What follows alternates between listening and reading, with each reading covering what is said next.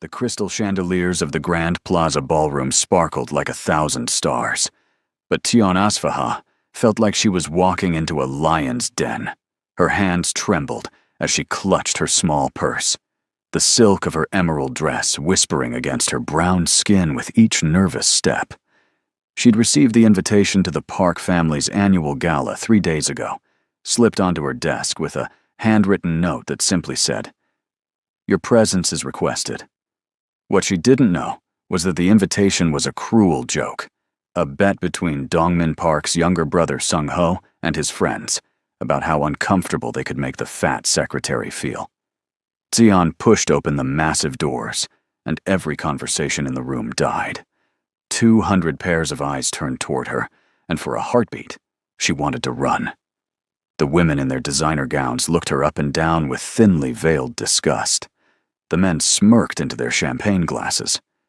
But Xian had grown up in Eritrea, surviving things these privileged people couldn't imagine, and she'd learned long ago that the only way through fear was straight ahead. She lifted her chin and walked into that silence like she owned it. Dongmin Park stood near the bar, discussing a business merger with 3 executives, when the room went quiet. He turned, irritated by the interruption, and froze. His secretary, the woman he barely noticed during long office hours, stood in the entrance like she'd stepped out of a dream. The dress hugged curves he'd never allowed himself to see, and her natural hair was styled in elegant twists that framed her face. But it wasn't her appearance that stopped his heart. It was the fire in her dark eyes, the way she looked at the staring crowd like she dared them to say something. In that moment, something shifted in his chest, something he couldn't name. Sung-ho appeared at his brother's elbow, grinning wickedly. "Surprised? I invited your little assistant. Thought it would be funny to see her squirm in a room full of real people." He laughed, waiting for Dongmin to join in.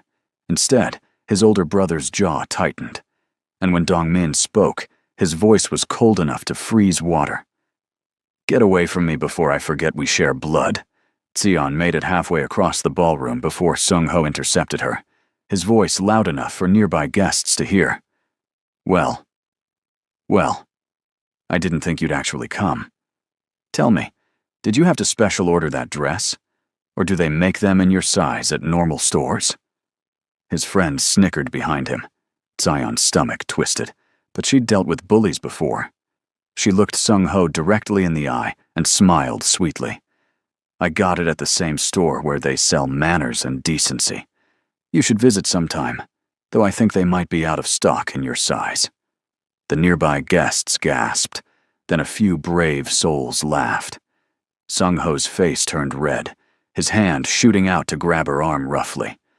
"You don't speak to me that way, you—" Ibaful words cut off as Dongmin's hand clamped down on his wrist like iron. "Touch her again, and you'll need surgery to repair the damage."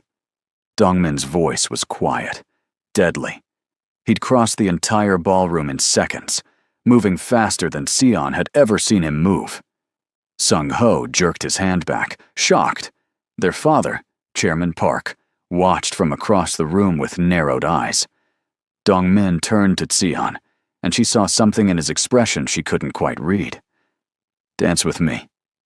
It wasn't a question. Before she could respond, his hand was on the small of her back, warm through the thin silk, guiding her toward the dance floor. Her heart hammered so hard she was sure he could feel it. "Sir, you don't have to," she started, but he shook his head. "Dongmin. Call me Dongmin." His hand slid around her waist, pulling her closer than was strictly proper, as a waltz began. "And I want to."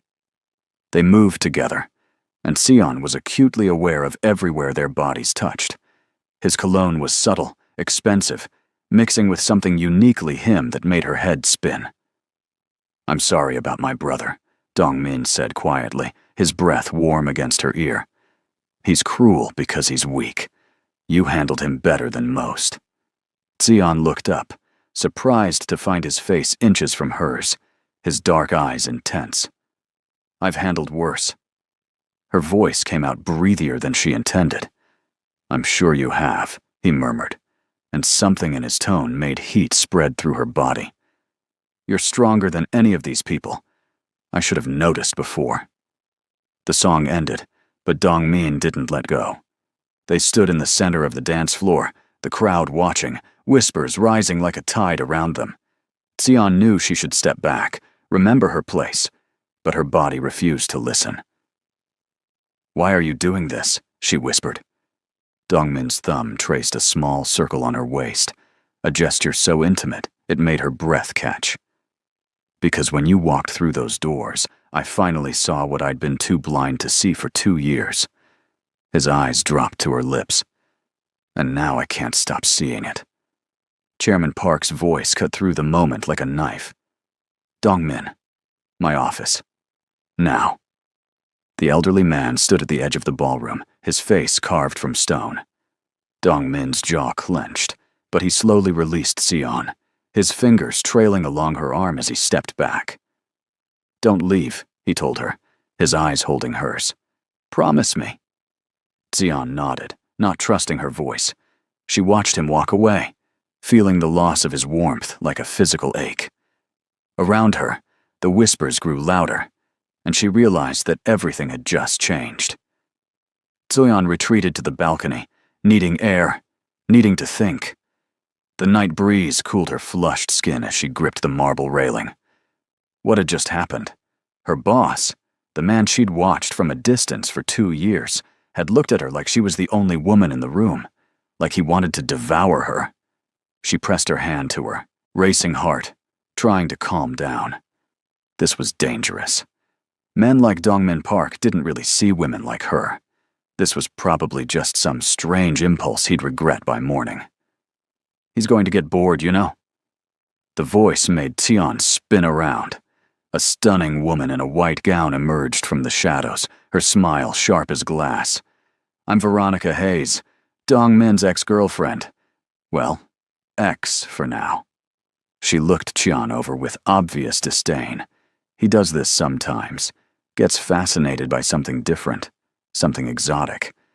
But he always comes back to his own kind. Women who fit into his world. Veronica's laugh was cruel. "Did you really think one dance meant something? Honey, you're a novelty, a flavor of the week. Don't embarrass yourself by believing it's more." Before Xian could respond, Dongmin appeared in the balcony doorway.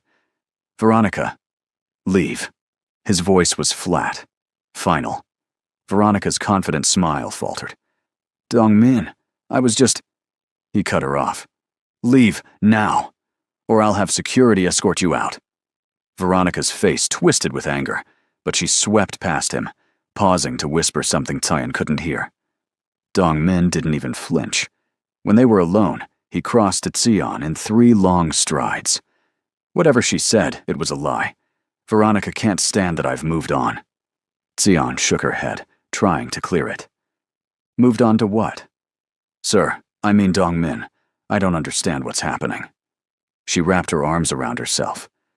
"A few hours ago, I was just your secretary, someone you barely looked at. Now you're defending me to your family, dancing with me in front of everyone, and your ex-girlfriend is threatening me. I need you to tell me what you want, because I can't afford to misunderstand.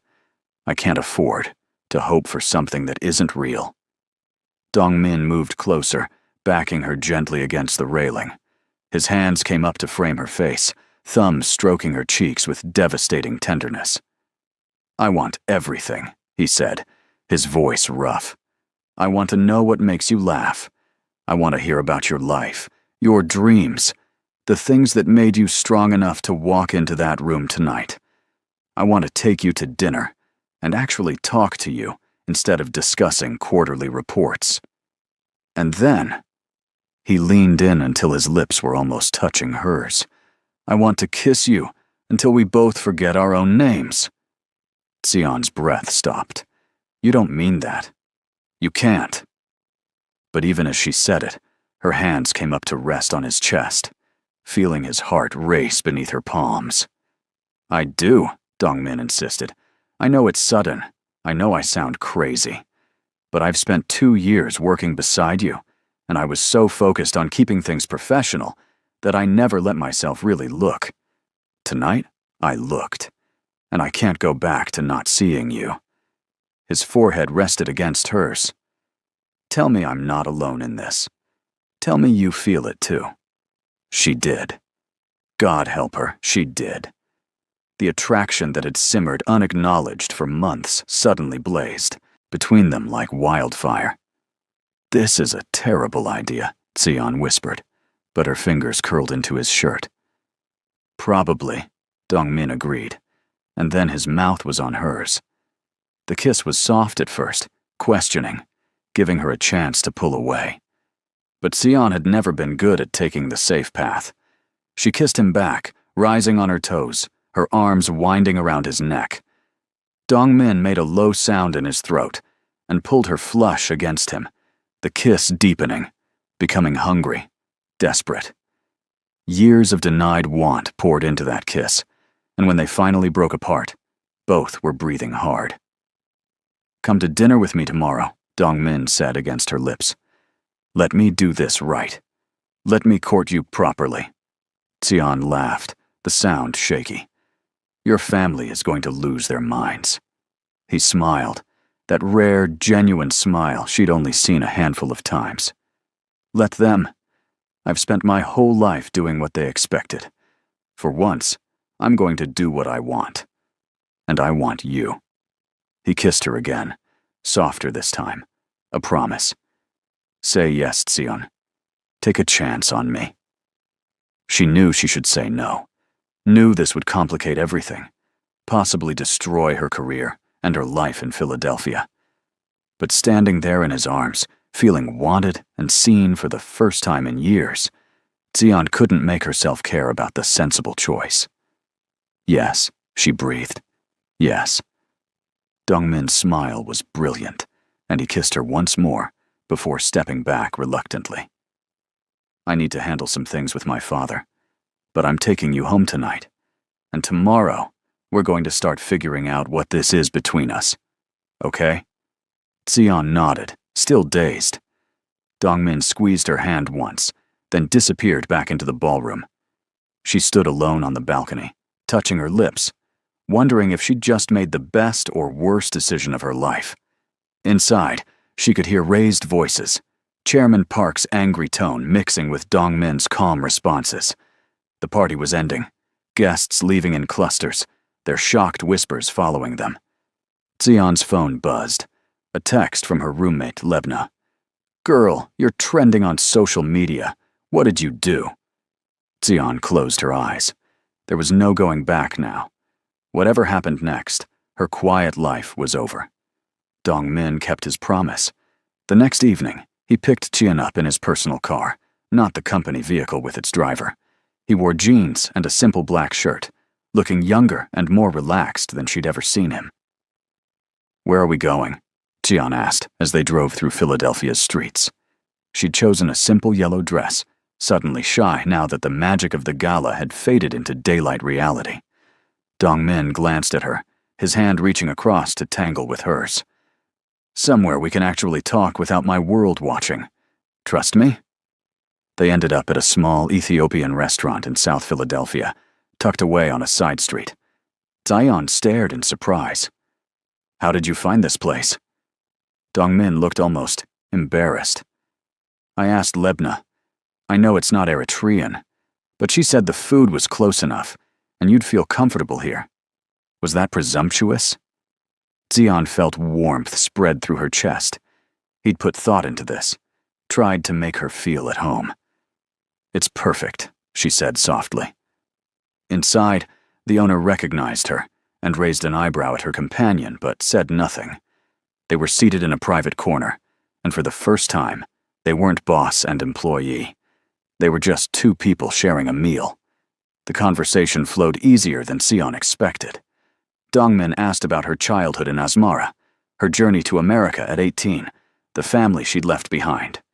She found herself telling him things she rarely shared, about her mother's strength, her father's quiet wisdom, the siblings she sent money to every month.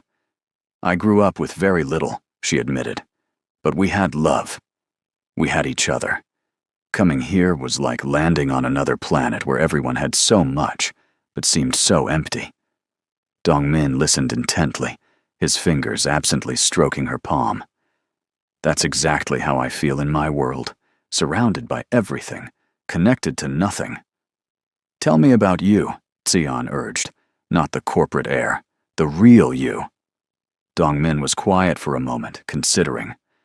I don't know if there is a real me anymore. I've been groomed to take over the family business since I was 5.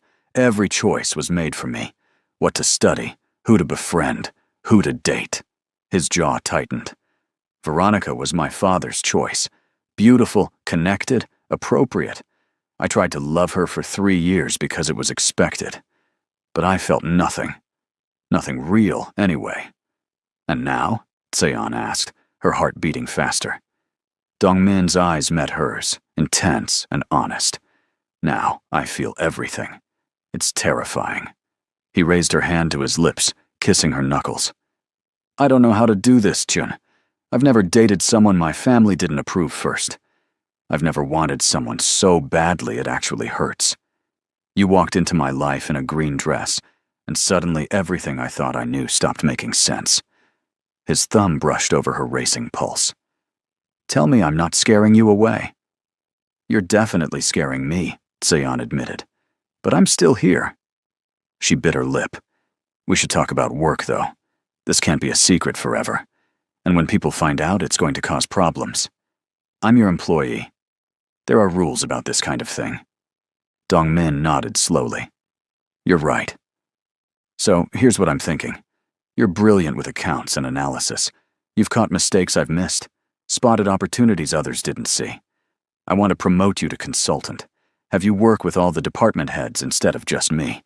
It's a position you've earned on merit, and it removes the direct reporting issue. Xian stared at him. You're serious? Her mind spun. Dongmin, people will say I slept my way into a promotion. They'll say you're playing favorites because we're...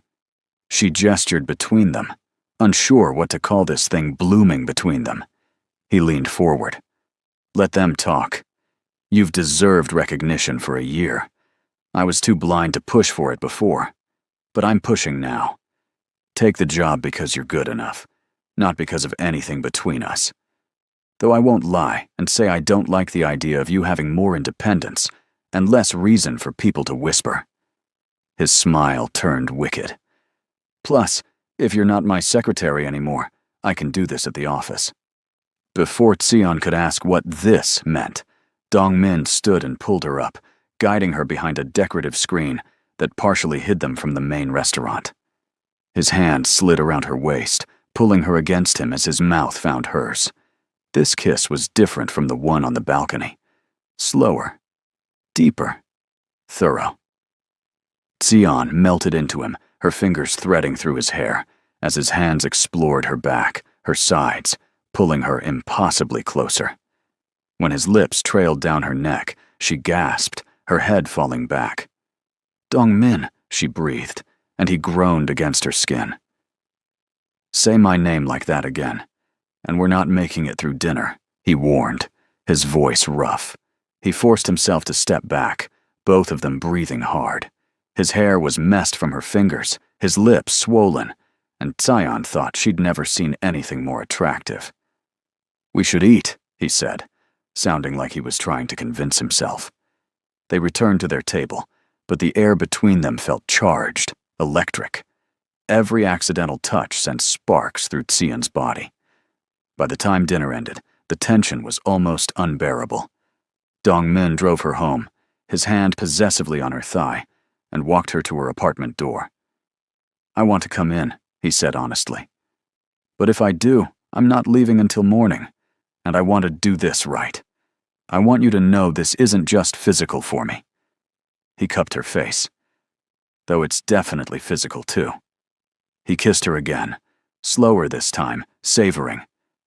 Go out with me again tomorrow, and the day after. Let me show you I'm serious about this, about us. Xian nodded, not trusting her voice. She watched him walk away, then leaned against her door, touching her lips, smiling like a fool. The next 2 weeks were a blur of stolen moments and secret dates. Dongmin took her to art museums and jazz clubs, tiny restaurants, and midnight drives. They talked for hours, learning each other's rhythms and quirks. At work, Xian moved into her new role, and while some coworkers whispered, her competence quickly silenced most criticism. But keeping their relationship secret was harder than either anticipated. Dongmin found excuses to stop by her office, his hand lingering on her shoulder, a beat too long. Xian caught herself staring at him during meetings, remembering how his hands felt on her body. It all came to a head one late evening when they were alone in the office, going over quarterly projections. Dongmin sat beside her at the conference table, his thigh pressed against hers, making concentration impossible. "You're not paying attention," Xian said, trying to focus on the spreadsheet. "I'm paying attention," Dongmin countered, his hand sliding onto her knee beneath the table. "Just not to the numbers." His fingers traced patterns on her inner thigh, making her breath catch. "Dongmin, we're at work." But her protest was weak, her body already responding to his touch. "It's after midnight. Everyone's gone." His lips found her neck. "And I've been wanting to do this all day." Xian's resolve crumbled. She turned, capturing his mouth with hers. The kiss immediately heated. Dongmin lifted her onto the conference table, stepping between her legs, his hand sliding under her skirt. "We shouldn't," Xian gasped, even as she arched into him. "We really shouldn't." But her fingers were already working the buttons of his shirt, desperate to feel his skin. "Tell me to stop," Dongmin challenged, his hands roaming higher. "Tell me you don't want this." But she couldn't, because it would be a lie. She wanted him with an intensity that scared her. Thunder cracked outside, rain suddenly pounding against the windows. The storm seemed to break whatever restraint they'd been holding onto. They came together urgently, desperately, learning each other's bodies in the flash of lightning. Afterward, they lay on the floor of his office, their clothes scattered, hearts racing. Dongmin pulled her against his chest, pressing kisses into her hair. "Stay with me tonight," he murmured. "Come home with me. I don't want to let you go." Xian knew it was risky, knew they were crossing lines that couldn't be uncrossed. But wrapped in his arms, she couldn't bring herself to care. "Okay," she whispered. "Take me home." His penthouse was sleek and modern, all glass and steel with a view of the city lights. But what struck Xian was how empty it felt, how impersonal. Like a hotel room, not a home. Dongmin seemed to read her thoughts. "I know, it's cold. I've never really cared about making it warm before." He pulled her close. "Maybe you could help me change that. Leave some of your things here. Make it feel lived in." Xian's heart stuttered. "Dongmin, we've been together 2 weeks. Isn't that moving too fast?" He kissed her forehead. "Probably. But I already know you're not temporary for me. I want you in my space, in my life. I want to wake up next to you." That night, they made love slowly, thoroughly, learning every inch of each other. Dongmin was tender and passionate, attentive to every sound she made, every shiver. Xian had never felt so cherished, so desired. In the early morning hours, she lay against his chest, listening to his heartbeat, and let herself imagine a future she'd never dared dream of. But in the back of her mind, a small voice whispered warnings. This was too perfect, too fast. Something had to give. She pushed the thoughts away and burrowed, closer to Dongmin's warmth, choosing to live in this moment rather than worry about tomorrow. The next morning, they were eating breakfast in his kitchen when his phone rang. Chairman Park's name flashed on the screen. Dongmin answered, his expression guarded. "Father." Xian couldn't hear the other side of the conversation, but she watched Dongmin's face harden. "No, I'm not discussing this with you. My personal life is not up for debate." A pause. "You don't get to make that decision." Another pause, longer this time. "Fine, I'll be there this afternoon. Alone." He hung up, his jaw clenched. "He knows," Dongmin said quietly. "About us. Someone told him we've been seen together. He wants to talk. Sion's stomach dropped. Maybe you should listen to what he has to say. Dongmin turned to her, fierce. No. I know what he's going to say.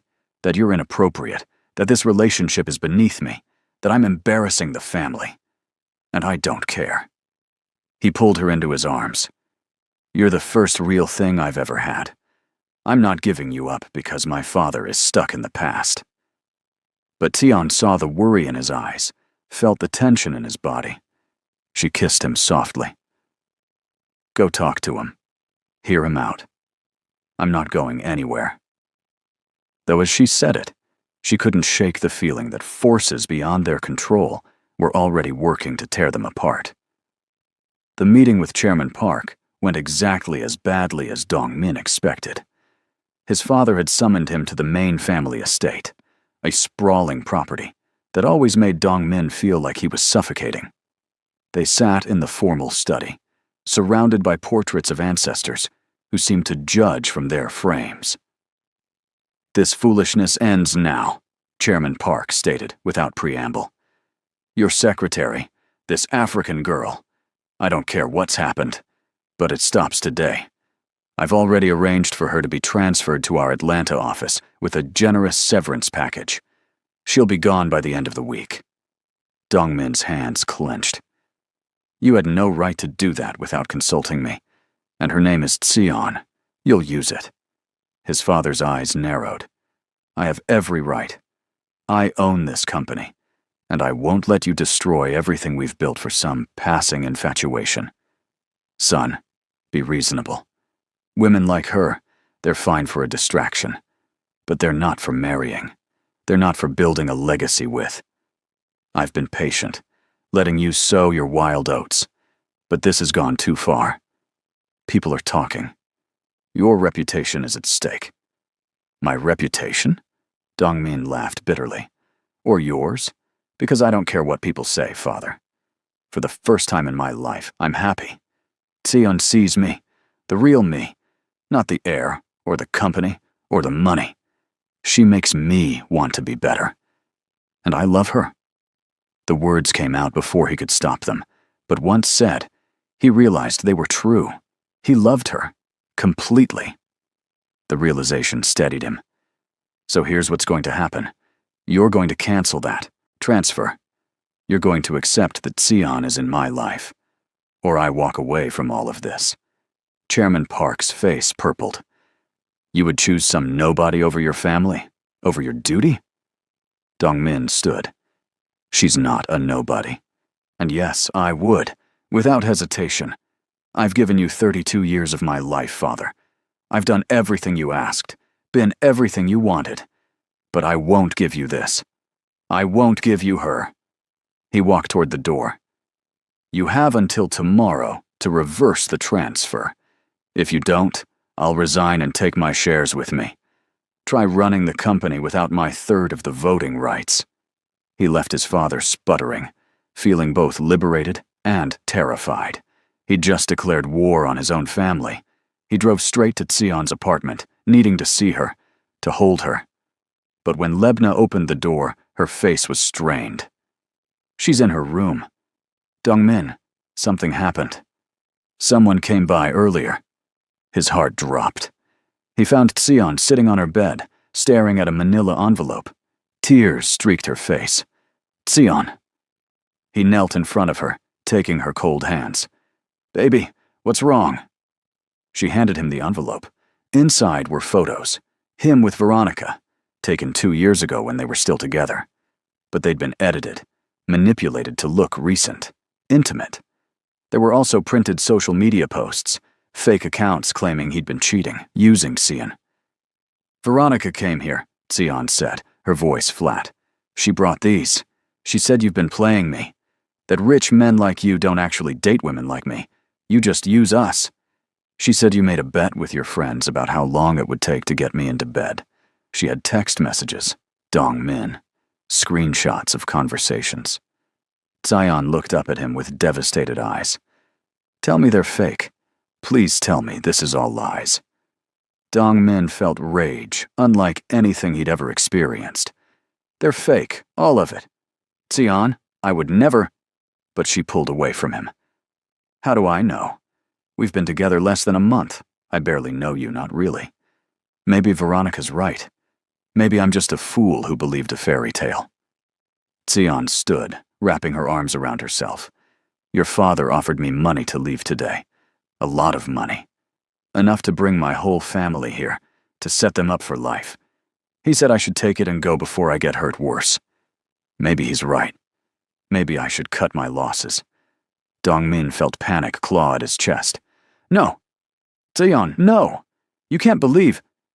But she shook her head. I need time. I need to think. Please, just go. I'm not leaving you like this, Dongmin insisted. Tion, I love you. Do you hear me? I love you. I've never said that to anyone before, and I mean it with everything I am.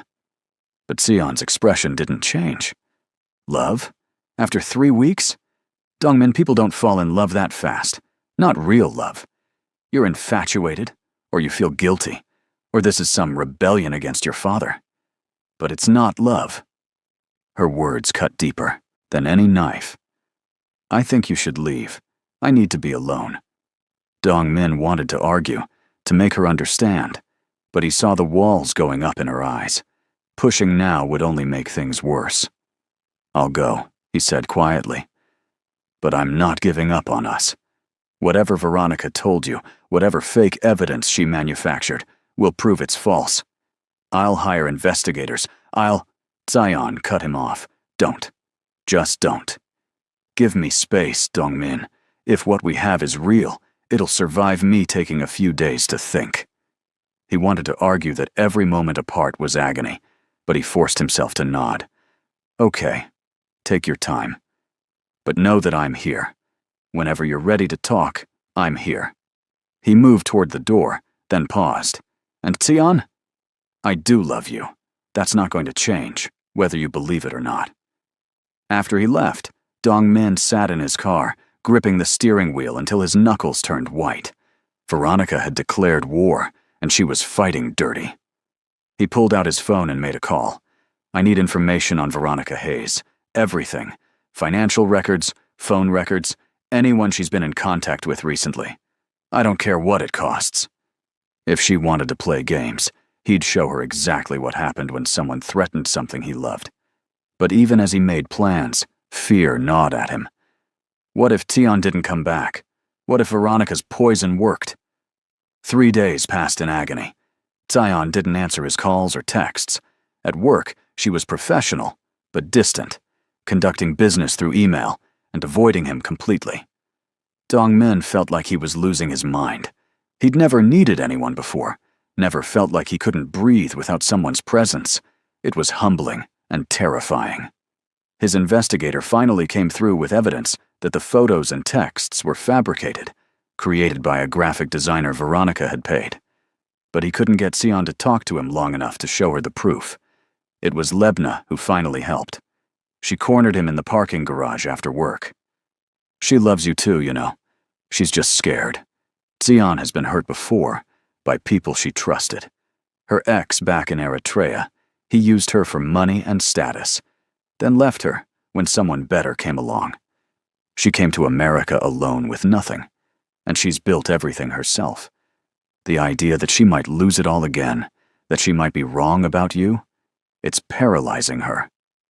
Lebna studied him. Are you serious about her? Because if you are not, if there's even a chance, you'll wake up one day and realize this was a mistake.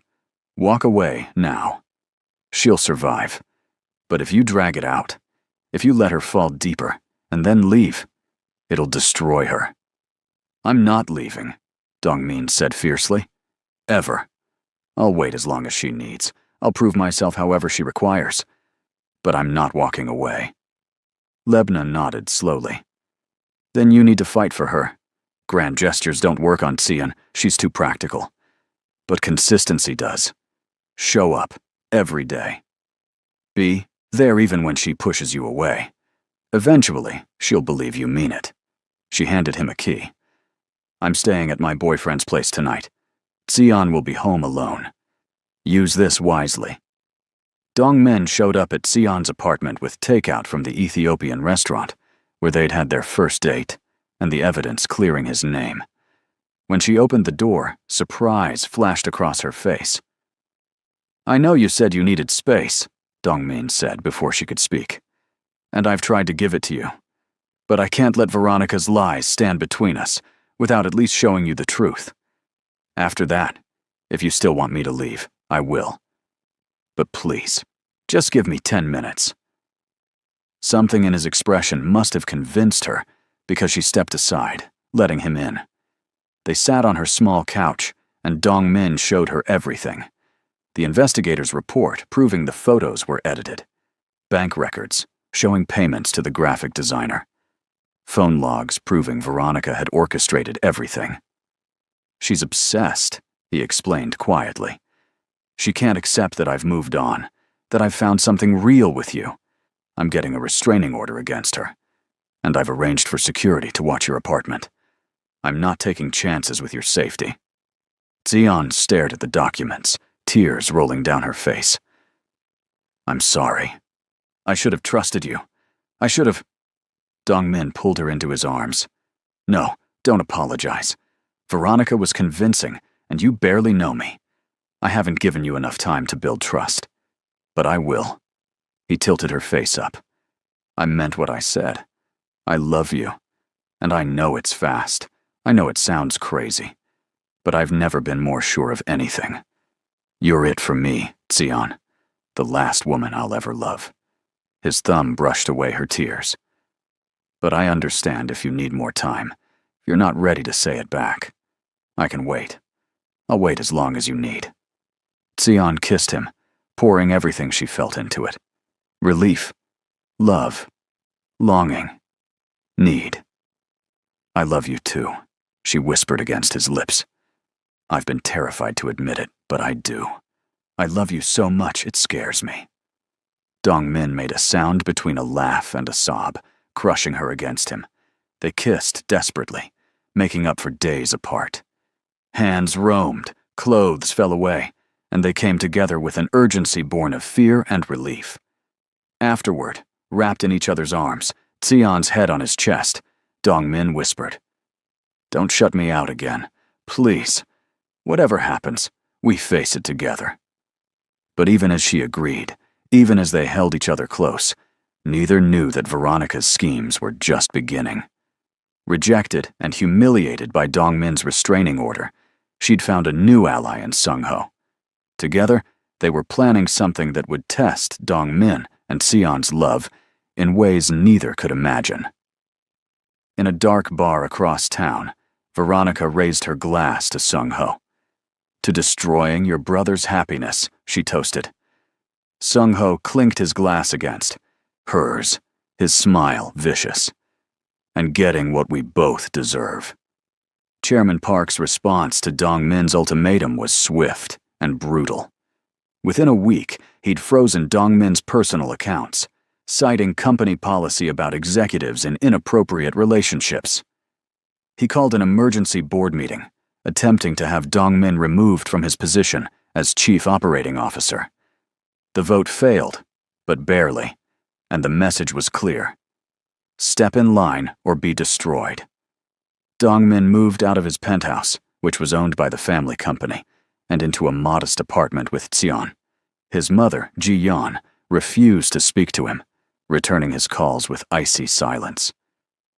"Maybe we should stop," Sion said one morning as they drank coffee in their new place. Dark circles shadowed her eyes from stress and lack of sleep. "Your family is tearing itself apart because of me. Dongmin, is this really worth it?" He set down his cup, taking her hands. "Don't do that. Don't let them make you think you're the problem. They're doing this because they're controlling and can't accept that I've made my own choice. If it wasn't you, it would be something else. This confrontation has been building for years." He kissed her knuckles. "Besides, this apartment is worth it. Our life together is worth it. You're worth everything." Work became a battlefield. Sung-ho, sensing opportunity, began actively sabotaging Dongmin's projects. Important documents went missing. Clients were mysteriously contacted with lies about Dong Min's competence. Board members were wined and dined, poisoned against him. Meanwhile, a new player entered the game. Haiwan Chu, Dong Min's childhood friend, returned from studying abroad in London. She was beautiful, brilliant, and came from a family even wealthier than the Parks.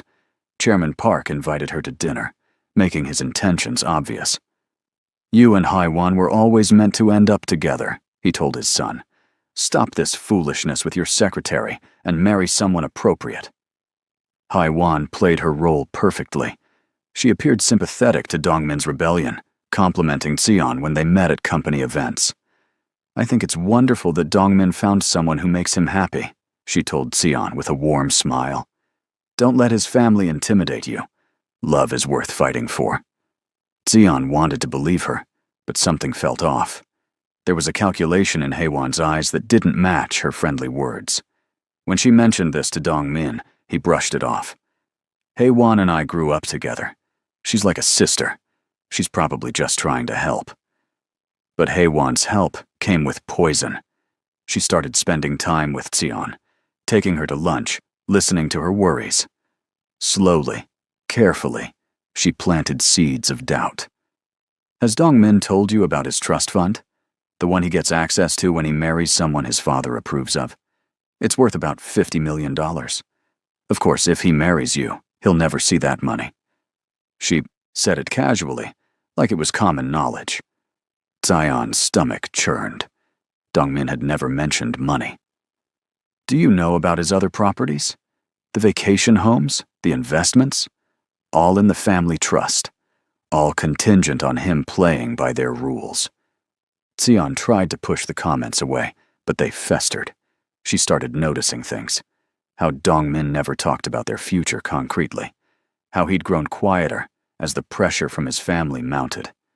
Late one night, unable to sleep, she found him on the balcony of their apartment, staring at the city lights. "Tell me the truth," she said softly, "about the money you're giving up for me. About what this relationship really costs you." Dong Min sighed. "Haiwan told you. It wasn't a question. She's right. There's a trust fund, property, investments, all gone if I don't marry someone from an approved list of families. It's a lot of money." "How much?" Xian pressed. When he told her, she felt sick. "Dong Min, that's your future, your security. How can you just give that up?" He turned to her, frustrated. "Because money isn't worth anything if I'm miserable. I've had wealth my entire life, Diane, and it never made me happy. You do. Building a life with you does. I don't care about the trust fund." But Doyan saw the strain on his face, the weight of what he was sacrificing. "Your family is never going to accept me. We're going to fight them forever. Is that really the life you want?" "Yes," Dong Min said firmly. "If it means being with you, yes. Why are you questioning this now? What did Haiwan say to you?" Xian shook her head, suddenly exhausted. "It doesn't matter. I'm going to bed." She left him on the balcony, her mind churning. The doubts Haiwan had planted were growing roots. What if she was being selfish? What if she was ruining Dong Min's life? That night, they slept on opposite sides of the bed, miles apart despite touching. It was the first crack in their foundation, and Haiwan watched from afar, satisfied. The plan was working. Things got worse. Sung-ho leaked confidential information about one of Dong Min's projects to a competitor, costing the company millions. Chairman Park blamed Dong Min, using it as evidence of his incompetence and distraction. Several board members who'd supported Dong Min switched sides. At home, the tension between Dong Min and Xian grew. They fought more, small disagreements escalating into larger arguments about money, family, and sacrifice. "I didn't ask you to give up everything for me," Xian shouted during one heated fight. "You made that choice without even discussing what it would mean." "What did you want me to do?" Dong Min shot back. "Abandon you to make my father happy? Choose money over love?" His voice dripped with hurt and frustration. "You said you loved me. Was that only true when it was easy?" Xian flinched. "That's not fair," You know I love you. But love isn't always enough, Dongmin. Sometimes practical matters. Sometimes. She broke off, realizing what she was saying. These weren't her thoughts. These were Haiwan's words coming out of her mouth. I'm sorry. I didn't mean that. But the damage was done. They went to bed, angry. Dongmin sleeping on the couch. Ji-yeon finally agreed to meet with Cheon, but only to tell her to leave. They met at a cafe, and Chairman Park's wife was every bit as cold as Cheon expected. You seem like a nice girl, Ji-yeon said without warmth, but you're destroying my son. He's losing his inheritance, his position in the company, his family's respect. All for what? A relationship that will never work? You don't belong in our world, and you never will. The kind thing would be to end this before you both get hurt worse. She slid an envelope across the table. There's a check inside. Enough money to start over anywhere you want. Take it and go. If you truly love my son, you'll set him free. Sion left the envelope unopened on the table and walked out. But the encounter shook her more than she wanted to admit. That night, she couldn't stop thinking about Ji-yeon's words. Was she being selfish? Was her love for Dongmin actually hurting him? When Dongmin came home late from another brutal meeting with his father, they finally talked honestly. I'm scared, Sion admitted. Scared that one day, you'll wake up and resent me for everything you gave up. Scared that we're fighting so hard to be together that we're forgetting to ask if we should be together. Dongmin pulled her close. I could never resent you. You're the best thing that's ever happened to me. But even as he said it, Sion felt his exhaustion, saw the new lines stress had carved into his face. They made love that night, but it felt different. Desperate, like they were both trying to hold on to something that was slipping away. Afterward, Sion lay awake, Dongmin's arm around her waist, and let herself cry silently. She loved him so much it physically hurt. But was love really enough against the weight of his entire family and future? The final blow came at the company's quarterly gala. Haiwan had convinced Sion to attend, saying it was important to show unity. But it was a trap. During the party, Haiwan made sure Sion witnessed her dancing with Dongmin, their bodies close, their history obvious. She made sure Sion overheard her telling a group of executives about how she and Dongmin had been promised to each other as children. Of course, that was before his current distraction, Haiwan said, her tone implying Cheon was temporary. But these things pass. He'll come back to where he belongs eventually. Sion felt something break inside her. She left the gala without telling Dongmin, taking a cab back to their apartment. She looked around at the life they'd built in 2 short months and realized she couldn't do this anymore. Not because she didn't love him, but because she loved him too much to watch him destroy himself for her. When Dongmin came home, panicked because she'd disappeared, he found her packing. What are you doing? His voice was tight with fear. Sion, talk to me. I can't do this, she said, tears streaming down her face. I love you, Dongmin. But your family is right. We're from different worlds, and forcing them together is destroying both of us. You're losing everything because of me. Your money, your family, your position. And I'm losing myself, constantly wondering if I'm good enough, if I belong, if I'm being selfish by staying. She zipped her suitcase. I need space. Real space. Not just a few days. I need to figure out if what we have is strong enough to survive this, or if we're just too different. No. Dongmin blocked the door. No, you don't get to run. We fight through this together. That's what love means, Sion. It means not giving up when things get hard. But Sion shook her head. Sometimes love means knowing when to let go. Sometimes it means protecting the person you love from yourself. She touched his face gently. If we're meant to be together, we'll find our way back.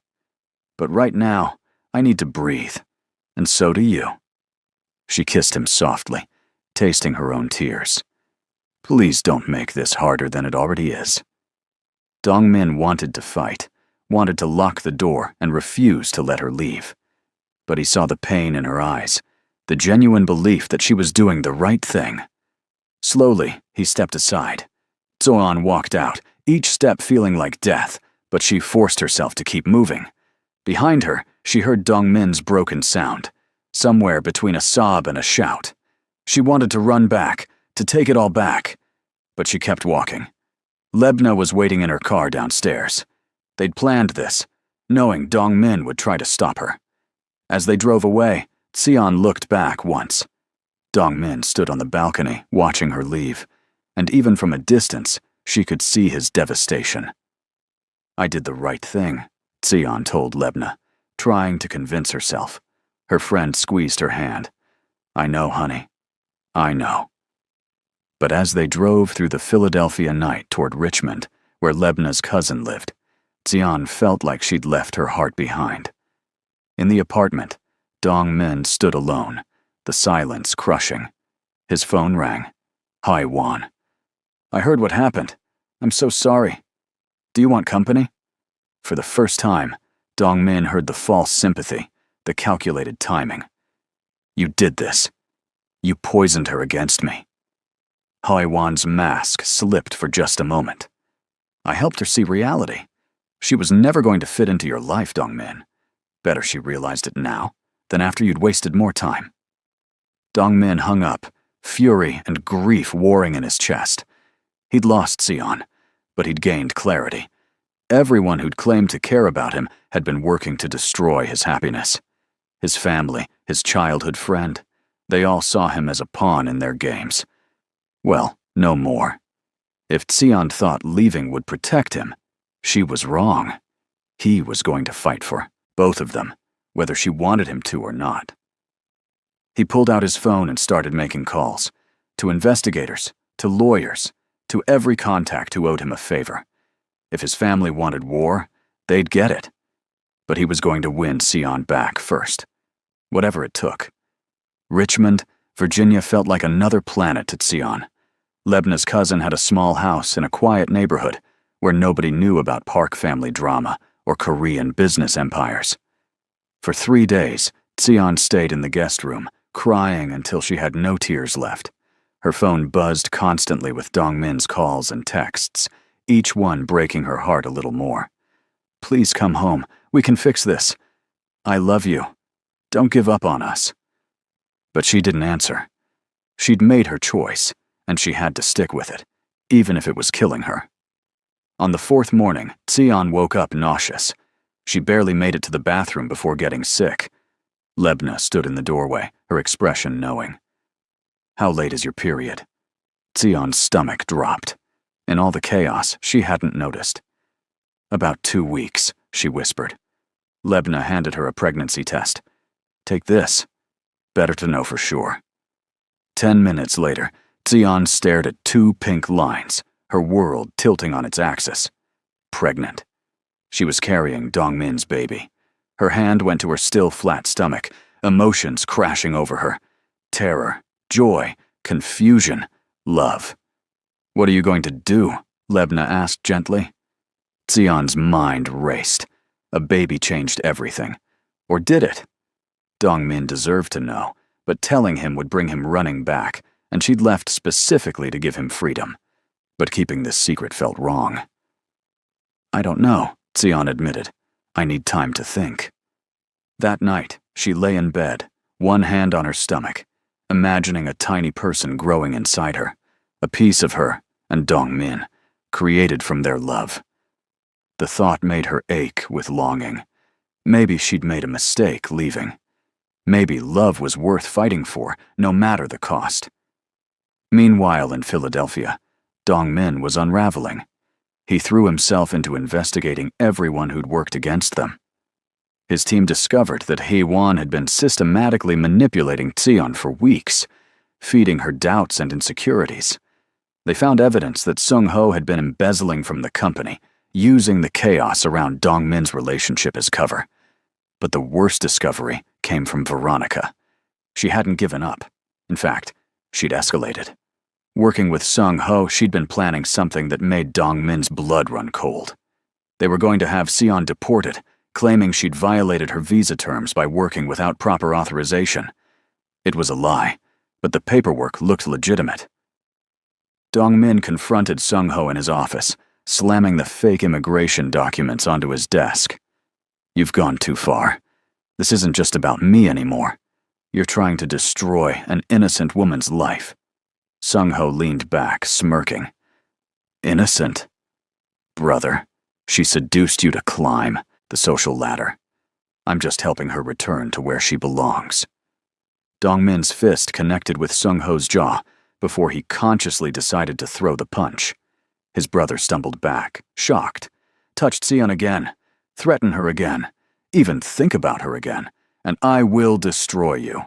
I have evidence of your embezzlement, enough to send you to prison. Back off or I go to the police.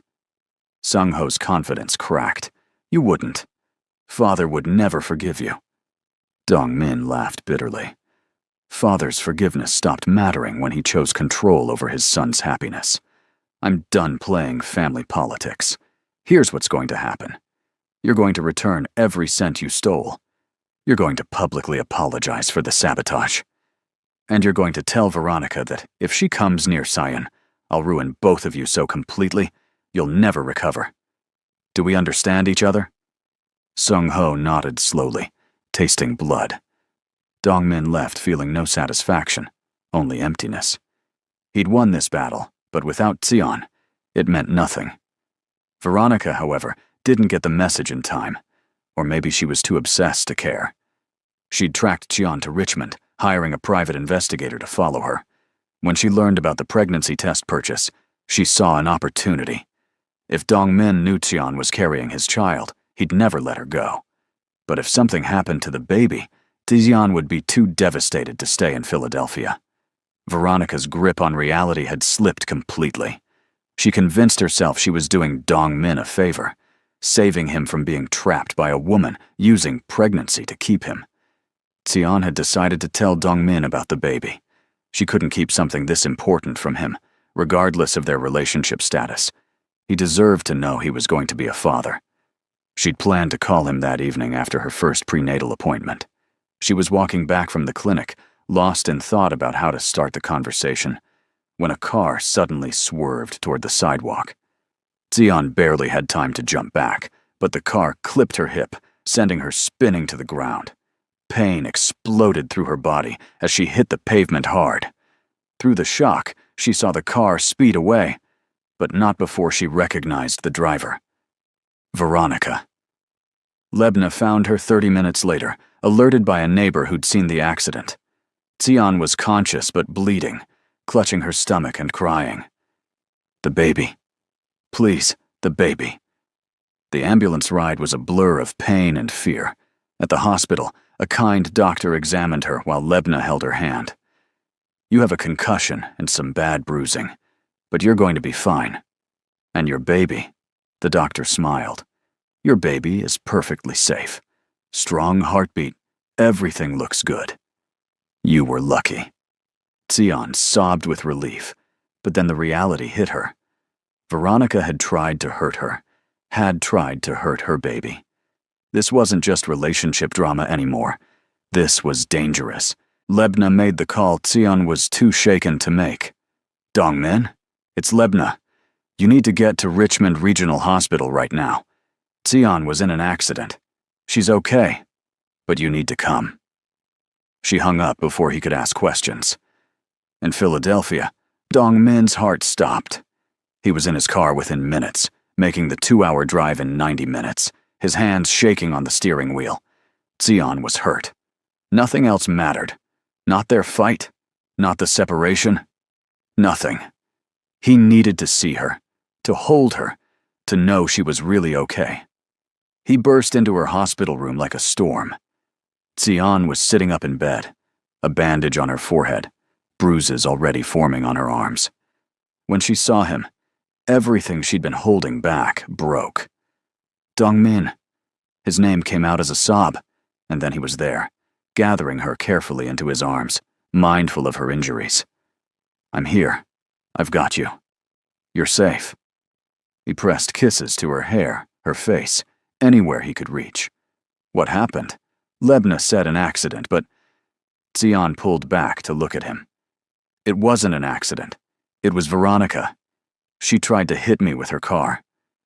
The color drained from Dongmin's face, replaced by a rage so intense it scared them both. "She what?" His voice was deadly quiet.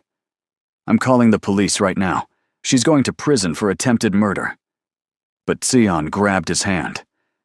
"There's something else you need to know. Something important." She took a deep breath, terrified and hopeful.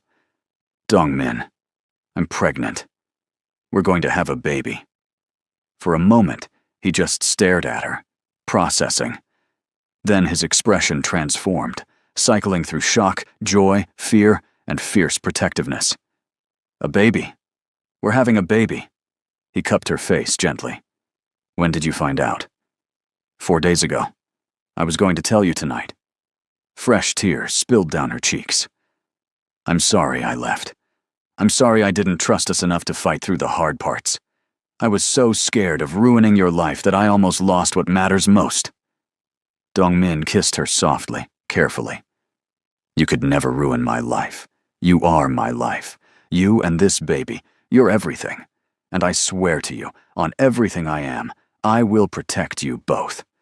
Veronica, my family, anyone who tries to hurt you will have to go through me first." The police came to take Sion's statement. She described the incident, identified Veronica, and they issued a warrant for her arrest. But Veronica had fled. Sung-ho, trying to save himself, told police she'd left the country, probably back to her family's estate in France. "We'll work with international authorities," the detective promised. "She'll face justice." But the damage was done. The threat against Sion and their baby was real, and Dongmin wouldn't rest until Veronica was locked up, or at least far enough away to never threaten them again. That night, Dongmin stayed in the hospital chair beside Sion's bed, holding her hand while she slept. The doctor wanted to keep her overnight for observation. In the quiet darkness, Dongmin let himself feel everything he'd been holding back. Fear that he'd lost her, relief that she was okay, wonder that they'd created a life together, and underneath it all, a bone-deep determination. He'd failed to protect her from his toxic world, but that ended now. He was going to burn down anyone and anything that threatened his family. Ji-yeon arrived at the hospital the next morning. Lebna had called her, figuring the woman had a right to know about her grandchild even if she'd been cruel to Sion. Dongmin tensed when his mother walked in, moving protectively closer to Sion. But Ji-yeon's expression wasn't cold anymore. It was shaken. "I heard what Veronica did. Dongmin, I had no idea she was capable of such violence. If I'd known..."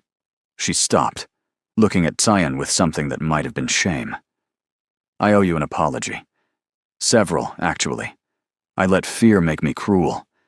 Fear that my son was making a mistake. Fear of change. Fear of losing control. But watching him these past weeks, seeing how hollow he became without you, I realized the only mistake would be losing you." Sion didn't know what to say. Ji-yeon stepped closer. "May I?" She gestured to the chair. At Sion's nod, she sat down. "I grew up in a world where marriages were arranged, where love was less important than family alliances. I married Chairman Park because our families decided it was appropriate. We grew to care for each other, but it was never the passionate love you see in movies. I convinced myself that was normal, that romance was foolish. But seeing what you and my son have, how you'd both rather lose everything than lose each other, it made me realize what I missed, what I never had." She reached out hesitantly and took Sion's hand. "I'm going to be a grandmother, and I want to know my grandchild. I want to be part of your lives, if you'll let me. I know I don't deserve it after how I've treated you, but I'm asking anyway." Sion looked at Dongmin, who seemed as stunned as she felt. "I appreciate your apology," Sion said carefully. "And I believe people can change. But it's going to take time for me to trust that this isn't another manipulation. Ji-yeon nodded. I understand. I'll earn your trust, however long it takes. Starting now. She pulled out her phone and made a call. Husband, it's time we talked. Meet me at the hospital. Yes, now. Because your son's girlfriend, the woman carrying your grandchild, was nearly killed by the psychopath you and Sung-ho were working with. And if you ever want to meet this baby, you need to make some changes immediately. She hung up, looking satisfied. He'll be here within the hour. And he'll listen, or he'll lose his entire family. Chairman Park arrived looking furious, but that fury faded when he saw Sion's injuries, saw his wife's fierce expression, and heard the full story of Veronica's attack. For the first time in weeks, Dong-min saw his father truly shaken. I didn't know she would go this far. I thought. He stopped, seeming to realize how pathetic the excuse sounded. I thought I was protecting the family name. Instead, I drove away my son and endangered an innocent woman and my grandchild. I've been a fool. He looked at Dong-min. I don't expect forgiveness, but I'm asking for a chance to make this right. Tell me what you need. Public support, Dong-min said immediately.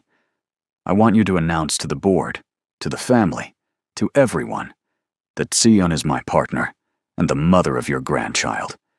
I want you to make it clear that anyone who disrespects her disrespects you. I want you to stop Sung-ho's sabotage and make him face consequences for his embezzlement.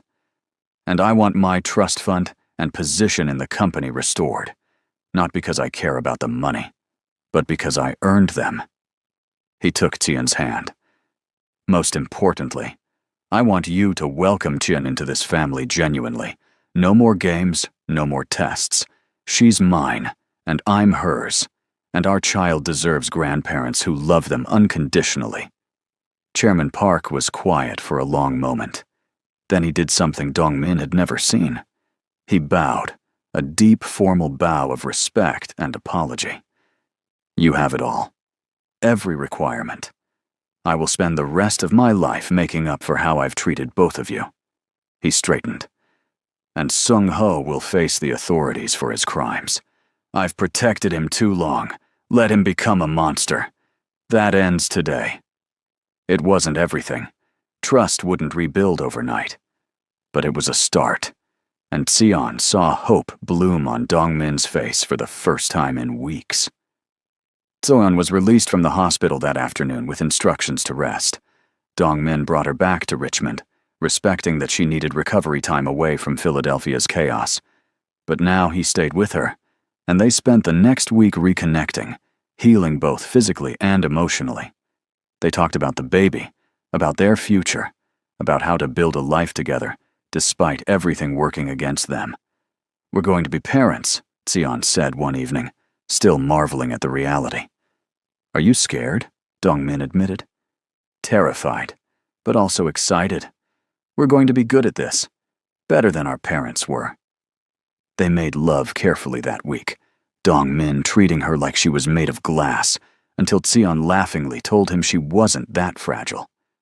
Afterward, lying tangled together, Dong-min's hand on her stomach where their baby grew, Sion felt peace for the first time in months.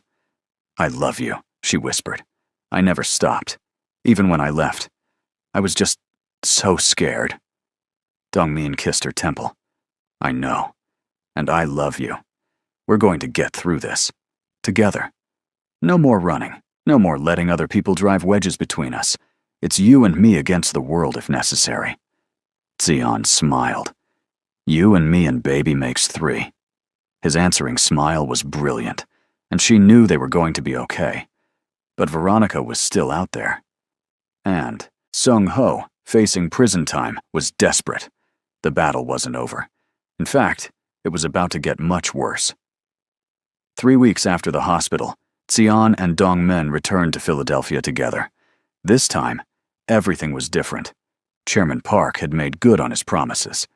At a company-wide meeting, he announced that Dong-min was promoted to president and CEO, and that Sion would be joining as chief strategy officer after the baby was born. More importantly, he introduced Xian as his future daughter-in-law and publicly apologized for his previous behavior. The room erupted in shocked whispers, but nobody dared object. The message was clear. Xian was family now, and the park patriarch's word was law. Sung-ho watched from the back of the room, his face twisted with hatred. He'd been demoted to a junior position, his embezzlement exposed to the board, though Chairman Park had kept it from going public to avoid scandal. His accounts were frozen, his privileges revoked. But what enraged him most was watching Dong Min win everything. The company, the family's approval, and Xian. It wasn't fair. Sung-ho had worked just as hard, been just as loyal, but he'd always been the spare, the backup son. Now he was nothing, and someone was going to pay. Xian moved back into Dong Min's apartment, but this time they made it theirs. She hung photos from Eritrea, added colorful textiles, and warmth to the cold, modern space. Dong Min loved watching her nest, preparing for their baby. At 3 months pregnant, she was starting to show, a small bump that he couldn't stop touching. They went to doctor's appointments together, heard their baby's heartbeat, and cried together at the first ultrasound. "It's real," Xian whispered, staring at the tiny form on the screen. "We made a person." Dong Min squeezed her hand, overwhelmed with love for both of them. But work presented new challenges. While Chairman Park supported them, many executives and employees didn't. They saw Xian as an outsider who'd seduced her way to the top. Her ideas in meetings were questioned more harshly than anyone else's. Her decisions were second-guessed. People went around her to Dong Min, undermining her authority. It was exhausting and frustrating, but Xian refused to quit. She'd earned her position, and she was going to prove herself. Dong Min watched her navigate the hostility with grace and intelligence, falling more in love every day. One particular project became Xian's proving ground. The company was negotiating a major merger with a tech firm, but the deal was falling apart over cultural concerns and logistics. Xian spent weeks analyzing the situation, meeting with both sides, finding creative solutions everyone had missed. She proposed a restructuring plan that addressed every major objection while maximizing profit for both companies. When she presented it to the board, there was stunned silence. Then applause. Even the executives who'd been most hostile had to admit it was brilliant. "You were incredible," Dong Min told her that night, kissing her breathless in his office after everyone had left. His hands roamed over her body, careful of her growing belly. "Watching you command that room, knowing you're carrying my baby, I've never wanted you more." Xian laughed, pulling him closer. "Then do something about it." They made love right there, urgent and passionate, celebrating her victory and their love. Afterward, straightening their clothes, they grinned at each other like teenagers. "We can't keep doing this at work," Daejeon said without conviction. "Absolutely not," Dong Min agreed, already planning the next time. But their happiness was threatened from an unexpected direction. Haiwan, furious that her manipulation hadn't worked, started spreading rumors. She told people that the baby might not be Dong Min's, that Xian had been seeing other men. The lies were absurd, easily disproven, but they still hurt. When Dong Min heard what Haiwan was saying, his fury was cold and calculated. He called her to his office. "You have 2 choices.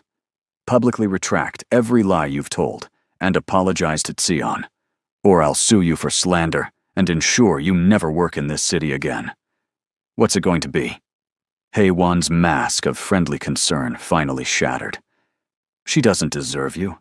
I've loved you since we were children, Dong Min.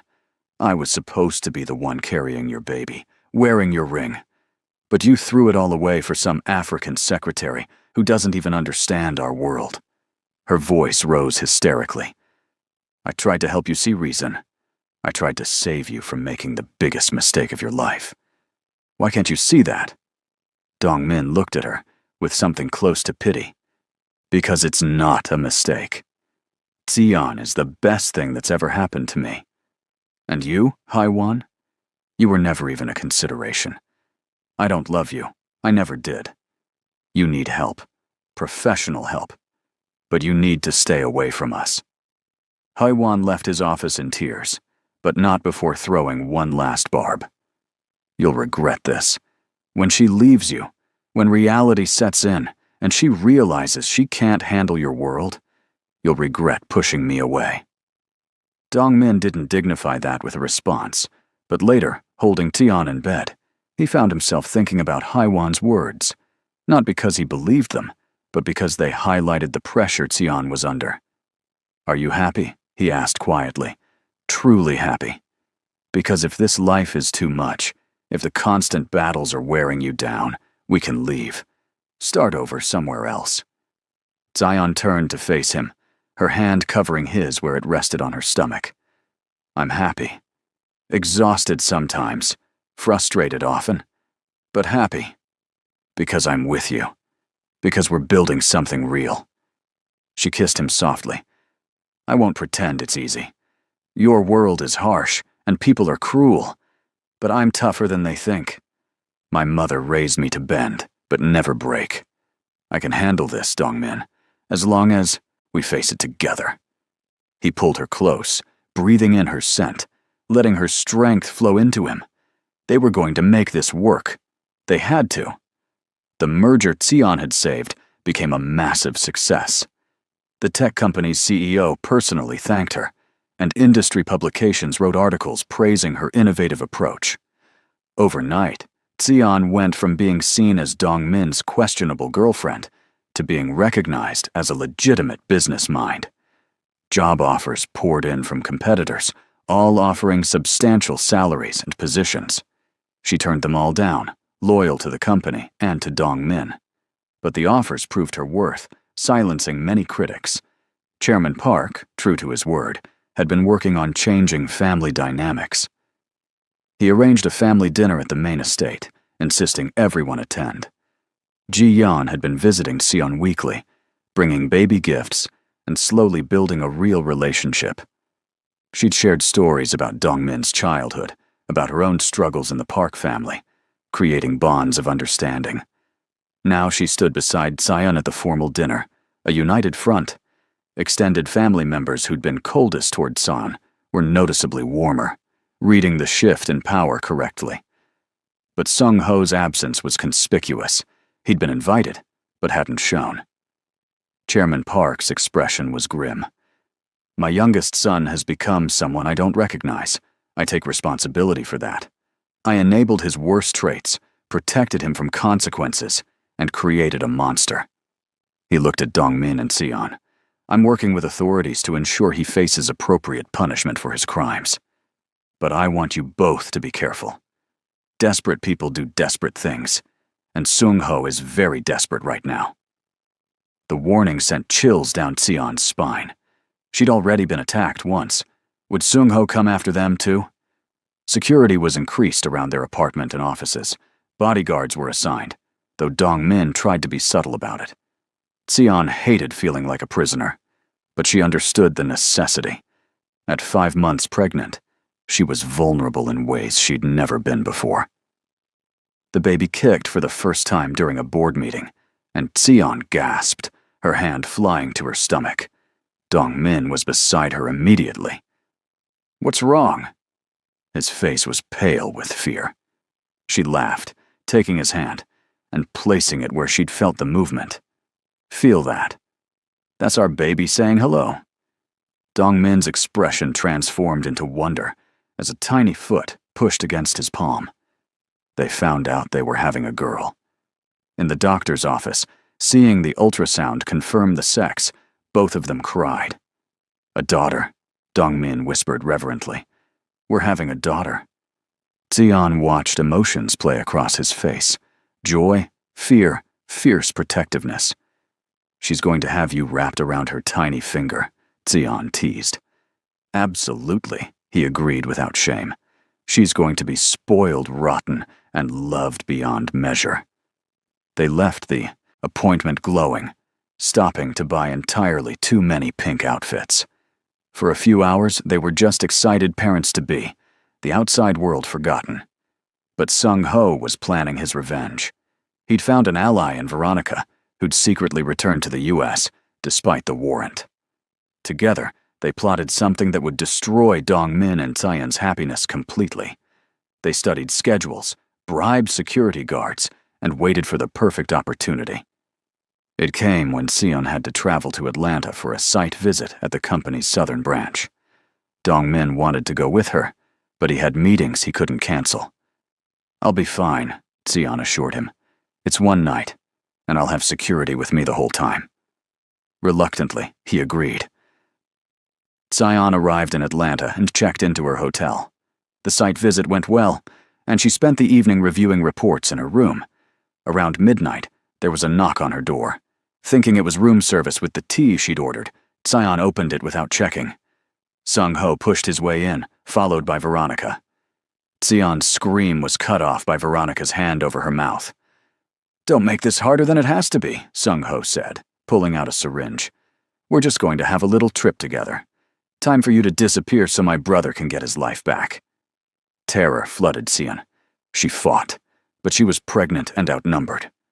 Sung-ho grabbed her arms while Veronica tried to inject her with something. Seon kicked hard, connecting with Veronica's stomach. The woman stumbled back, and Seon used the moment to break free, running for the door. She almost made it before Sung-ho tackled her. They hit the floor hard, and Taeyeon felt sharp pain in her abdomen. "No!" she screamed. "The baby!" Sung-ho froze, reality seeming to penetrate his rage. He looked at his hands holding her down, at her terrified face, and something shifted in his expression. Horror. He stumbled back. I wasn't trying to hurt the baby. I just wanted—" But Veronica had no such hesitation. She raised the syringe again. That's when Seon's security guard burst through the door, having heard the commotion. He tackled Veronica, restraining her, while Sung-ho just stood there, stunned. Police arrived within minutes, having been called by hotel staff. Seon was rushed to the hospital, pain radiating through her body, crying and praying that her baby was okay. "Please," she begged the paramedics. "Please save my baby." Dong-min got the call, and his world stopped. He chartered a private plane, making the hour flight to Atlanta, while on the phone with the hospital, the police, anyone who could tell him what was happening. When he finally reached the hospital, Taeyeon was in emergency surgery. A placental abruption, the doctor explained. The trauma from the fall had caused the placenta to separate from her uterus. They were doing an emergency cesarean to save the baby, even though Seon was only 24 weeks along. "It's too early," the doctor said gently. "The baby's chances aren't good. We're doing everything we can." Dong-min waited in agony.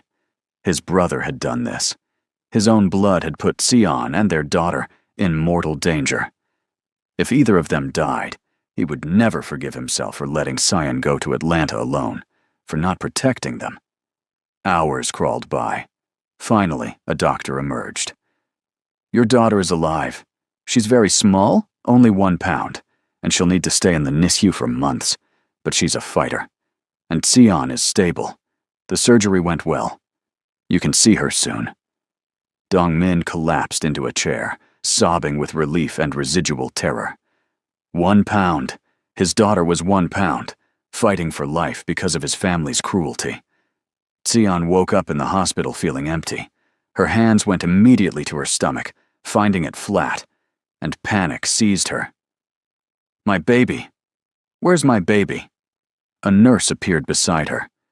"Your daughter is alive. She's in the NICU. You had to have an emergency C-section, but both of you made it through. You're going to be okay." Relief and fear warred in Taeyeon's chest. "I want to see her. Please, I need to see her." The nurse smiled kindly. "Let me check with the doctor. Your partner is here too. He's been waiting for you to wake up." Moments later, Dong-min was there, holding her hand, tears streaming down his face. "I'm so sorry," he choked out. "This is my fault. My family, my brother. I should have protected you better. I should have—" Seon squeezed his hand. "Stop. This isn't your fault. Sung-ho and Veronica did this, not you." but she could see the guilt eating him alive. A doctor came in, explaining Xian's condition and recovery. Then, when she was stable enough, they wheeled her bed to the NICU so she could see her daughter. Nothing prepared Xian for the sight. Her baby was so tiny, covered in wires and tubes, fighting for every breath in an incubator. She was perfect and terrifying. "She doesn't have a name yet," the nurse said softly. "Would you like to name her?" Xian looked at Dongmin through tears. They'd planned to wait until she was born to decide. "Amara," Xian whispered. "It means grace, and she's going to need all the grace in the world to survive this." Dongmin nodded, touching the incubator gently. "Amara Park, our little fighter." They stayed there for hours, talking to their daughter, telling her to be strong, that they loved her.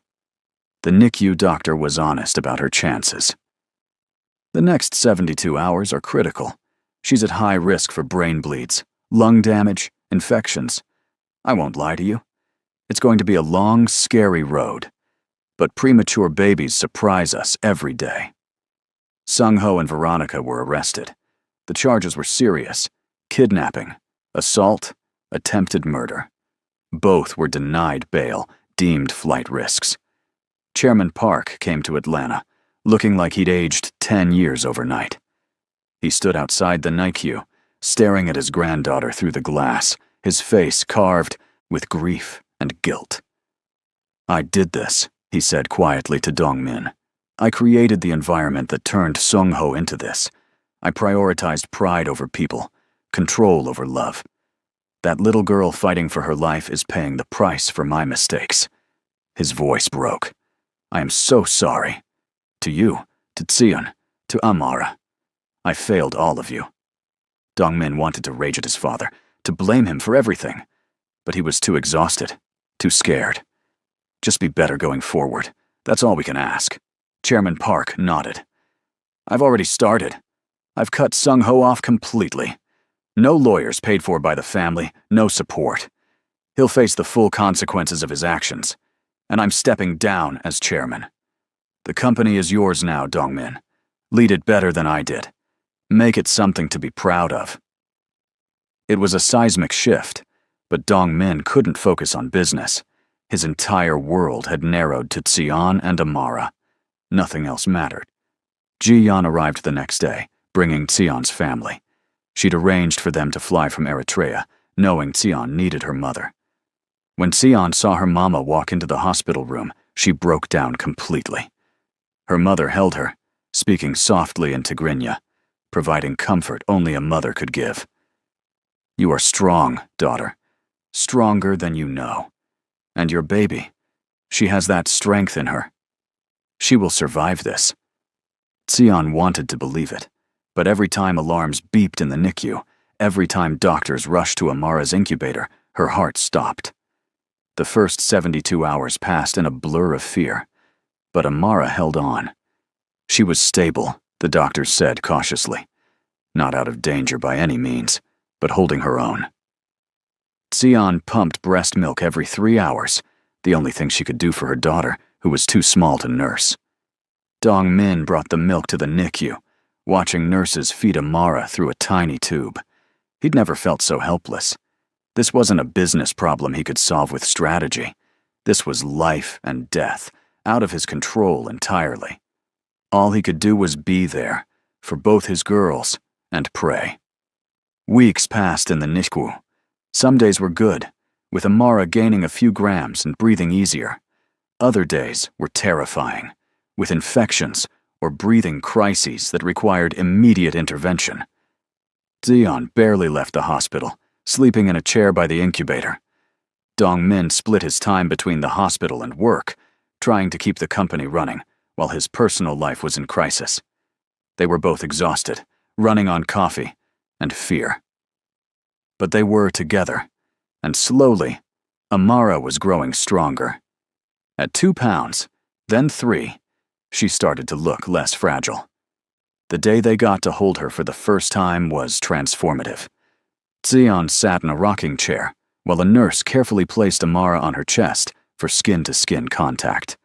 The baby was still covered in wires, still needed oxygen support, but she was in Sion's arms, real and warm and alive.